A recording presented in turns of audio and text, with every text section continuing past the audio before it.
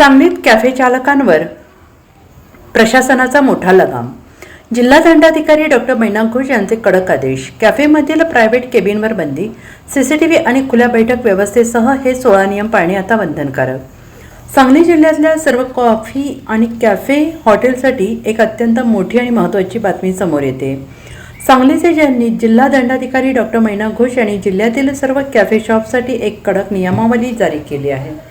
भारतीय नागरिक सुरक्षा संहितेच्या कलम 163 नुसार ही नवे आदेश लागू करण्यात आले असून नियमांचे उल्लंघन करणाऱ्यांवर आता थेट फौजदारी कारवाई होणार आहे.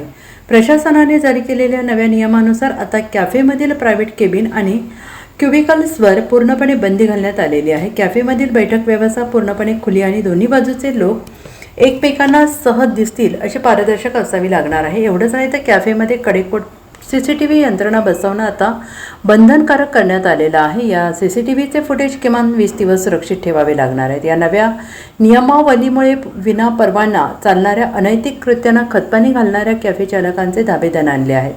कॅफेमध्ये ध्वनी प्रदूषणाचे नियम पाळावे लागतील, तसेच कोणत्याही कॉपीराईट संगीतासाठी योग्य परवाना घ्यावा लागेल. या आदेशाची कडक अंमलबजावणी करण्याची जबाबदारी सांगली पोलीस प्रशासनाकडे सोपवण्यात आलेली आहे. पोलीस उपनिरीक्षक आणि त्यापेक्षा वरिष्ठ दर्जाच्या अधिकाऱ्यांना कोणत्याही कॅफेची अचानक तपासणी करावी लागण्याचे अधिकार देण्यात आलेले आहेत आणि हा नवा आदेश 25 जून 2026च्या मध्यरात्रीपासून म्हणजेच आजपासूनच सुरू झाला आहे. तो आगामी 24 ऑगस्ट 2026 पर्यंत लागू राहणार आहे. त्यामुळे आता नियमांचे पालन न करणाऱ्या कॅफेवर पोलिसांचा थेट हातोडा पडणार हे मात्र निश्चित. Bureau report SPN Marathi Sangli.